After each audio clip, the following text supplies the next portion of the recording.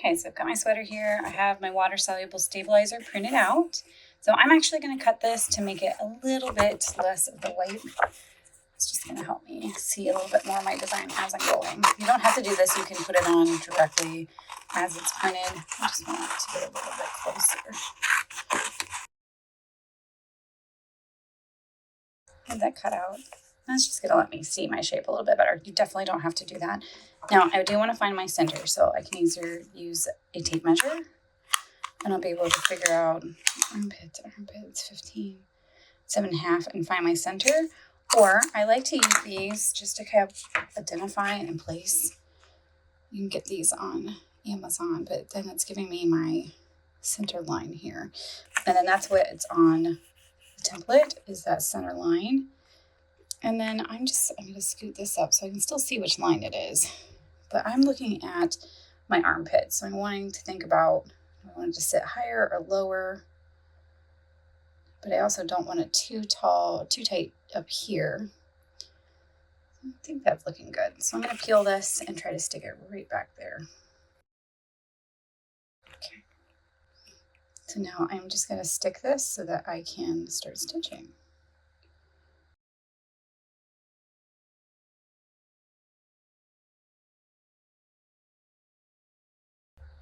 Part of why I like this too, this has got a bunch of sticky stuff on it, but it's because I like to line that right there. Now, before I really smooth it onto here, I am going to double check to see that I'm about right. So from the bottom of that, and over here, to make sure that this design's a little bit different. So right here, about the same line. Yep. And then you can also do it from the top. So I'm just going to make sure that that is sitting appropriately. And I think it is. All right. So I'm just going to pull this off. And then I will give this a nice little once over. Make sure it sticks there. And we're ready to stitch right into it. So I like to measure out from my skein here. I either do 2, from the tip of my finger to my elbow, or most of the time I just go right up to my shoulder. And that's going to be about 2 feet for me. Obviously, everybody's wingspan is a little bit differently. And then I like to leave about 4 inches or so. You could go a little longer too, for the tail. So why that's important is as we're stitching, we complete a section, we're going to tuck that behind there. So we want to have a tail so that we can keep the back of our sweater tidy. I'm going to go ahead and knot that, leaving about that tail that I measured out about 4 inches. I'm just going to knot that once. So it's really important that you're threading the end that is opposite your knot to make sure the knot is actually going to catch and you're able to start stitching. And the other reason I like to go a little bit shorter, so we're just going to put this, hook that there. So the threader went through the needle. You're going to hook the yarn and then pull it through. But the other reason I like to stay in smaller sections is so you're not, this is kind of an anti-pill yarn, but in general, you don't want it to start unraveling on you. And then if it's too long, it gets a little unruly and your threads will get tangled. So try to keep it a little bit smaller. And then we're going to go letter by letter. So I like to go left to right, and I like to go in the motion that I would be if I were writing it. So I'm going to start here. I'm going to come up, finish this one. Then I will start this one, and then down, and so on. Now, what I'm going to be thinking through as well is I want these to stay connected. So as I end this one, I will have a stitch overlap into the Y, and then I will go over it when I start the Y. And same here, I'll finish up here, and then I will cover that. So that if you're familiar with hand lettering, so this is your downstroke, this is a downstroke. Every time you're going down, that's the one you want to be on top. So think through that as you're looking at your letters and what kind of pattern you would be potentially doing there. So I'll get started with the L, and I'll show you exactly what I mean. I'm going to be doing the reverse chain stitch. That one is my favorite, but you are welcome to choose whatever stitch felt best to you. So for the reverse, we start with that small straight stitch. I like to keep mine pretty small so it's not quite as noticeable. So I'm going to throw that in here really quick. And again, my knot kept that from coming all the way through. but I also don't want to go back through my knot, so I like to keep a hold of it when I go down. I'm going to come right down through there. And now I'm ready to start this L. So I'm going to go up about a stitch length, and your stitch size may vary as long as you're consistent. There's no right answer, right or wrong. But I'm going to come up here. And I'm going to stay in the center of my line. So I'm going to do that, and then I'm going to come under.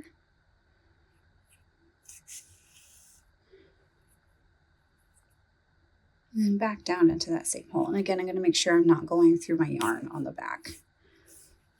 I'm going to pull that. I'm not going to pull too tight because I don't want this to start cinching up. That one feels pretty good. And you'll get a feel for it as you go. But you don't want to go too tight and create any kind of puckering.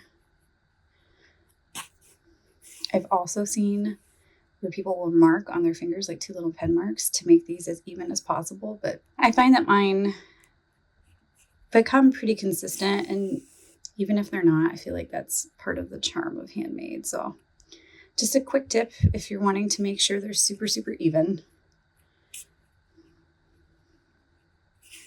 And I'm just going to keep repeating this pattern. So I'll finish up this L, and then I'll meet you back to show you how to go over top. I started running out of thread, so I'm getting close to that, like 4 inches-ish. So this is giving me an opportunity. I didn't quite finish the L to show you the overlap, but what I want to show you is why I love the reverse chain stitch so much for these. So I'm going to come back through here, and I'm going to show you my back.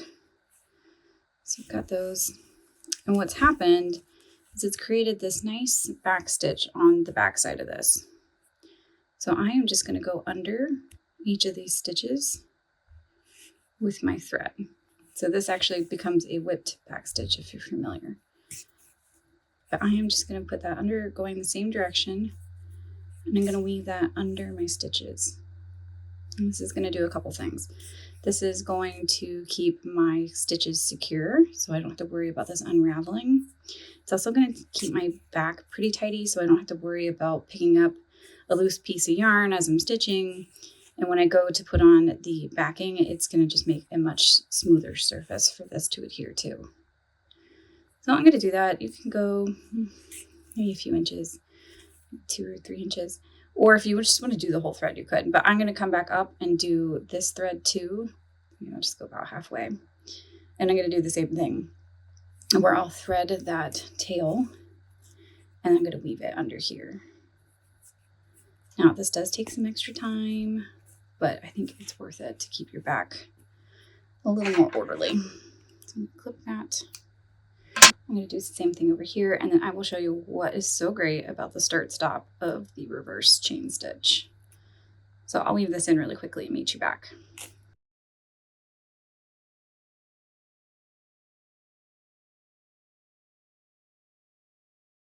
So I repeated the same steps. I've knotted this end, and then I've threaded my needle, leaving maybe an inch or two, or a couple inches for the tail. So now I'm ready, because these are all, you can see my back. Those are all tucked in. So now I'm ready to jump back in. Now with the traditional stitch, you could still jump in, but this just makes it so much easier. So I can just go out a stitch length, and my knot will catch it, and then I just start back into the stitch as if nothing had started or stopped.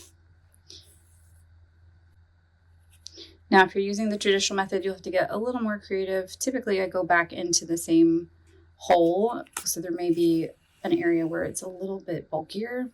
This is just so much smoother, in my opinion. So I'm going to finish this up, and then I'll meet you back for the Y. Okay, so I brought my L all the way over into my Y. So you can see where I crossed it into that area. I'm going to start the chain stitch here.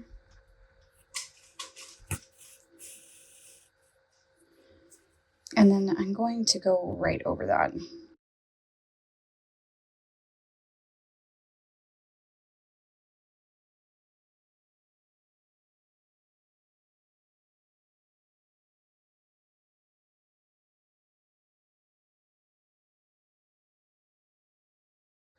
So I've got my first one down, but I'm literally going to go right over this stitch. So I think that's actually, I could also go in between here, but I think that's short enough. I'm just going to go on the other side of it. So play around with that too. You may want to go all the way over, or you can halve it and then go. Just depends on how long you want your stitches. I think this is pretty close to my stitch length, so we're just going to go right over. I'll be back on my line.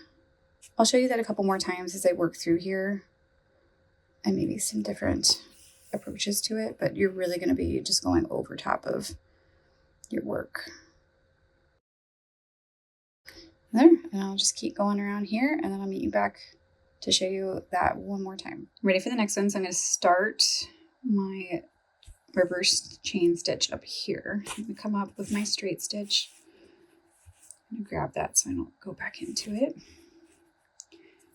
And so I'm going to go down pretty small to get this started.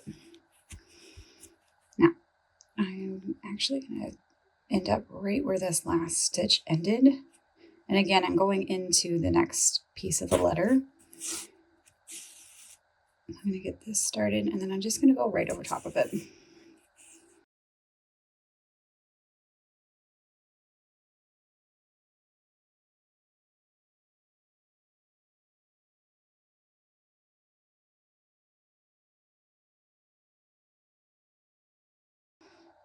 And again, this one, I think, I don't know, my spacing must be, I'm going to go over this one again. Again, you could go in between, like split your stitch and do one and then finish it on the other side. It depends on how big your stitches are. But I think I'm good to go right over top of this.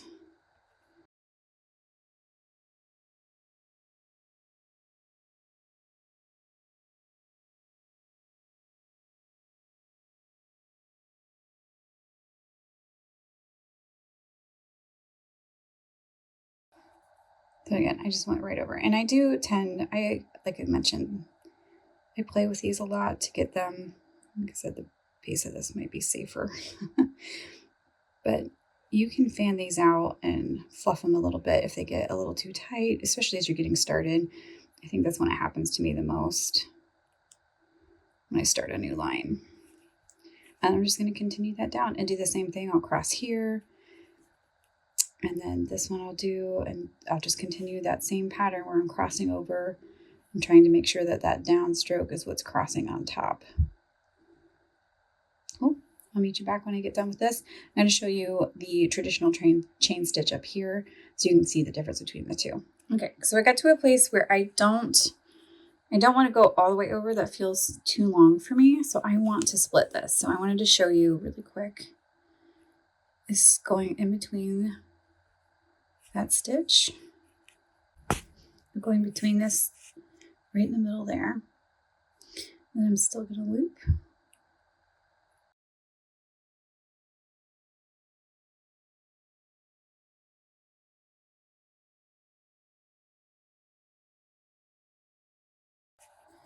Okay, and then I'm just going on the other side about the same distance I have been. I'm going to pick up, I'm going to be really careful to just do that top stitch there.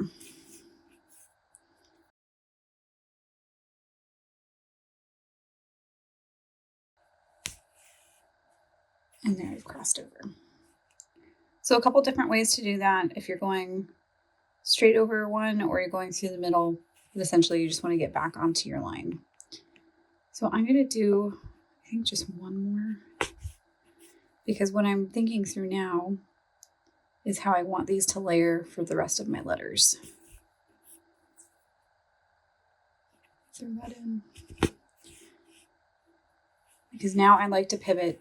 I want this line to be on top, which means I need to make sure that this is under. So I'm going to go through and do this, then come back and do this. And same thing for the N. I actually think I want this line to be completely on top. So I need to do my O and then this part of the N so that this line can carry over on top. And then my S will be last and that will be on top. So I'll go ahead and get that done so you can see what I mean, and then I'll meet you back up to do this one with a traditional chain stitch. So I have my hand lettering, my cursive here done, the script, and we're going to work on this font up here. So we did the reverse chain stitch for the script. I think that's the easiest when you're having something that's more fluid. Since these are more separated, I'm going to be doing a little bit different of a tactic. So again, I'm going to be thinking about how I'm layering. So this A, I want this piece, this horizontal piece, to be on the bottom. So I'm going to start there, and then I'm going to layer here and then with my downstroke here. And same thing for the R. So I'm going to think about if I were writing this, I would do a downstroke, downstroke, and then this one. But since I want this to be on the bottom, then I need to go from the ground up. So I'm going to start with this leg and then the curvature and then land with that downward stroke. So I'll show you with the A real quick, and then I will be using that as I go throughout the letters. The T, again, I'm going to go make sure this is on the bottom and the top of the T is on the top. The S is fortunately just one piece. And then Y, I'll probably start this one and then make this one long piece.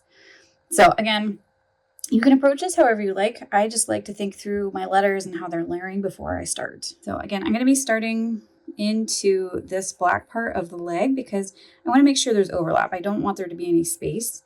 But since I'm doing the traditional chain stitch, I'm going to come up here and back down and create my loop.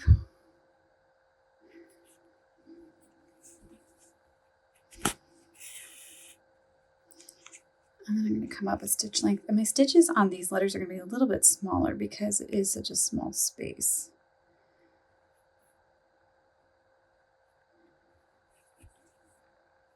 And I'm going to catch that loop and tighten it. I'm going to go down into the same hole.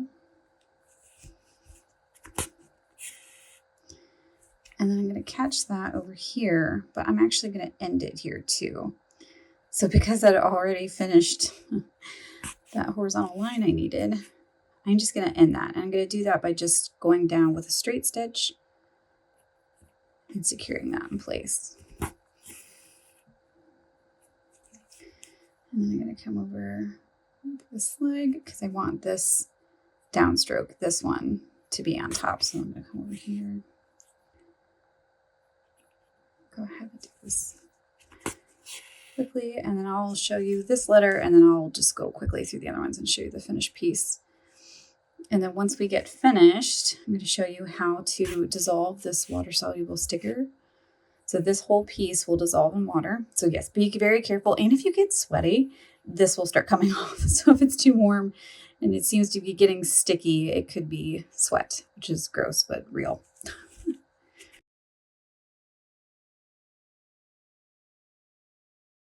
As you can see that I finished this. Honestly, this is probably a little small, but I've layered that now so that this was the bottom, second, and third. And I'm going to do the same thing here. We're going to start on the bottom, second, and third. This is first and second. So think through that. Think about how you want to layer your letters, and I'll meet you back to wash off the sticker. So I finished my stitching. Let me see here. All of that is complete. What I'm going to do now is wash off this water-soluble stabilizer. You can also reduce how much you're dissolving by just pulling this up and then cutting around there. I find that this comes off pretty easily, so I don't do that. But if you have a lot of extra, you can certainly do that.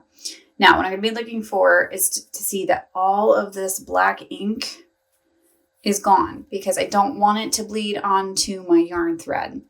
So I'm going to soak this. The key is warm water. It may take a couple soaks. If you're really worried about it, especially if you've used white, you could leave it overnight even. But I would give it a couple soaks in warm water, and then you're going to wash it. I recommend either hand washing, or if you're going to put it in the washer, turn it inside out and put it in a delicates bag. But let's get this rinsed.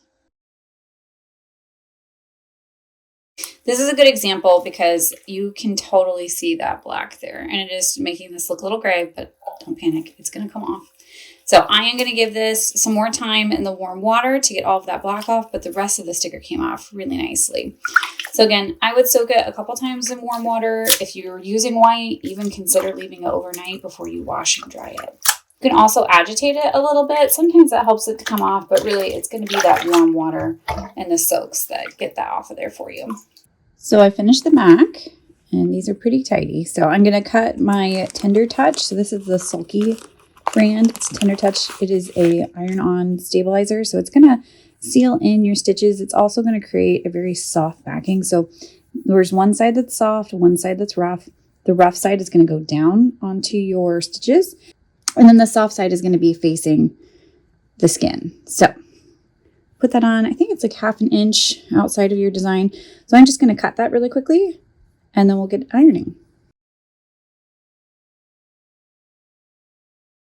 So I have this on, and you don't have to get you could just do a big square. I find that it attaches better to my stitches than it does to the actual sweater. So I like to get it a little bit closer to my design. So I'm going to grab my iron and we're just going to iron it on like any other patch. So I'll get this iron on and then I'm just going to check my edges and make sure that it's secure.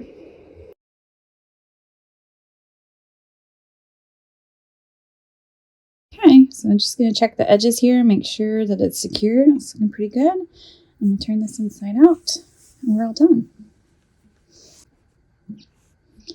All done. So I get to put this on display for my next craft fair. I cannot wait to see what you made.